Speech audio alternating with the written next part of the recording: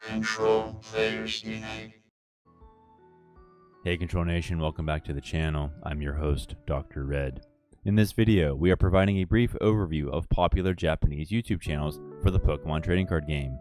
It is worth noting, ladies and gentlemen, that it is not reasonable to do justice to all of them, including all the various genres they find themselves, because there are simply too many.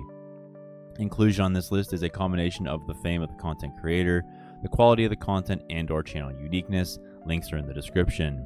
I also want to note, ladies and gentlemen, that Japanese YouTube channels are the absolute best for tabletop gameplay.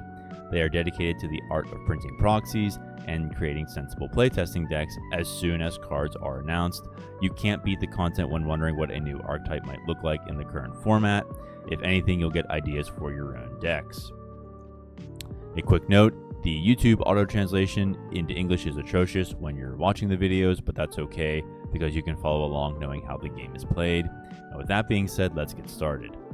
The first channel is the official Pokemon card channel, which, as you can tell by the handle, pokeca, is how the Japanese refer to Pokemon cards. This channel reveals all brand new cards from upcoming sets, posts gameplay videos, and hosts official Pokemon tournaments in Japan with regular commentators. The second channel is the crown jewel of Japanese content, Tier 4. The title refers to bottom level decks, what Westerners might call meme decks, which the husband-wife couple who run this channel think of as learning Pokemon cards in a fun way. For example, they have Whiscash with Blastoise from Pokemon Go, Armarouge, Reversal Energy, and Kingdra. And this is one of the most popular videos at 142,000 views. If you look at only one channel in this video, Tier 4 is the one that you want. On a similar note, we have another channel called Play Viva or Aso Viva. There's not much to say here except that it's two guys making very high quality pokeca content with unique decks, and it's up there with Tier 4 in quality, just with different personalities. Next is Motipoke, or Mokipoke if you prefer. He's an extremely enthusiastic Pokemon player who brings underplayed and sometimes never played cards to his table. His big contribution is that the Pokemon TCG is all about fun, and so he never or rarely plays meta decks. He'll play meta archetypes though, but he'll pair them with cards that you really don't see paired with anything else. So for example, he'll play Grafaiai.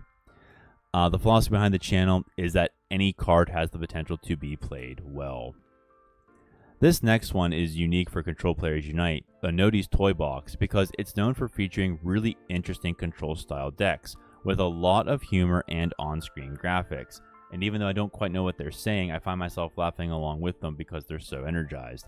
And one kind of example of the kind of decks we're talking about here is this one. It has Squabbit with Nicked Nibble, Jinx with the Confusion Gust, and Mawile with Tempting Trap, coupled with Togetic with a draw 3 for each player. He also does some more serious decks in a way, like say this Luxray Zerosic deck over here, Lycia with Snorlax, but you understand like they're not exactly upper tier decks, but he does do his best and they're really entertaining to watch, give you some ideas for control decks. This next channel is called Poke-Casual, and it's of a genre that I haven't seen in the English-speaking world per se.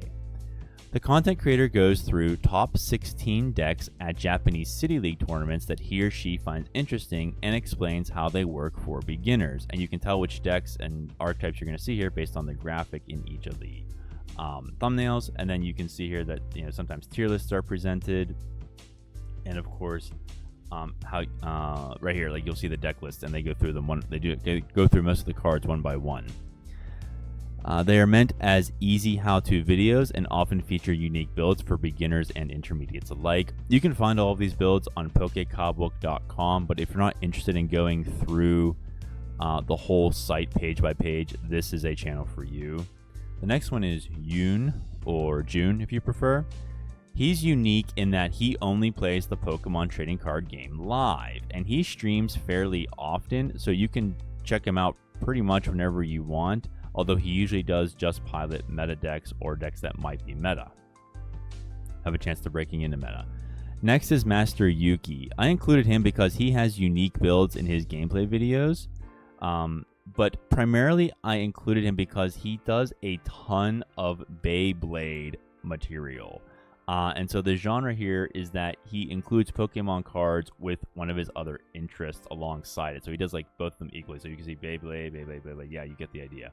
But he also has brand new Pokemon cards at the time of this video up as well.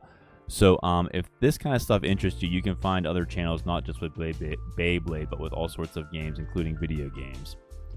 And the last 4 channels here, ladies and gentlemen, are all Pokemon professionals, starting with Haru N.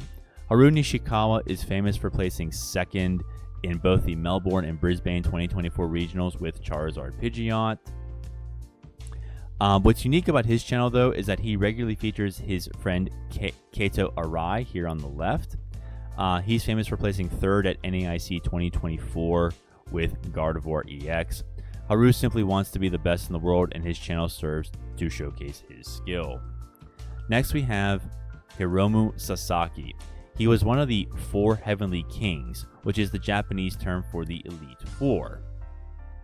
Japan has so many Pokemon players that one can only enter a major tournament through a lottery. Now, I don't know which tournament it is, so someone please correct me in the comments with my omission, but if you finish in the top 4, you can skip the lottery for all of the tournaments in that season. And so Sasaki was one of those Elite Four. He's also famous for placing second in the 2022 Japan National Championship with Palkia Inteleon. As a matter of fact, that might be the very same tournament that gets you the Elite Four. You have to check me on that. Nevertheless, he does a lot of tabletop gameplay, but you can also find vlogs for when he travels to various tournaments, like right here, Tokyo. So if you want to see behind the scenes with you want to see what behind the scenes is like in Japan, you can check out Hiromu. Next, we have the world-famous player Daishi Shimada, who goes by the nickname Sir Nigo. You know him for placing second at the 2022 World Championships with Arceus Pikachu. He lost to Andres Gubal from Czechia. He does gameplay videos, commentaries, and also lots of vlogs. He has many of these, so you get to see more behind-the-scenes things for all things Japan. Not just major tournaments, though, because he'll also go like into Pokemon card shops on occasion. So his whole deal is just all things Pokemon. That's how he makes his living. And the last of the professional channels belongs to Takeru Yamano, who goes by the nickname Batslog or Batsu Rogue, depending on the translation. He's famous for defeating Sasaki in the 2022 Japan National Championships with the single prize Reggie's deck. He was also one of the Elite Four at some point, number 1 in all of Japan. And he does pretty much nothing but tabletop gameplay videos, but it's worth noting because he's one of the best in the world. So everybody, that's it, ladies and gentlemen. Thank you so much for watching. Go check out these channels. Give them a like, give them a sub. And please take care of yourselves, and may God hold you in the palm of his hand.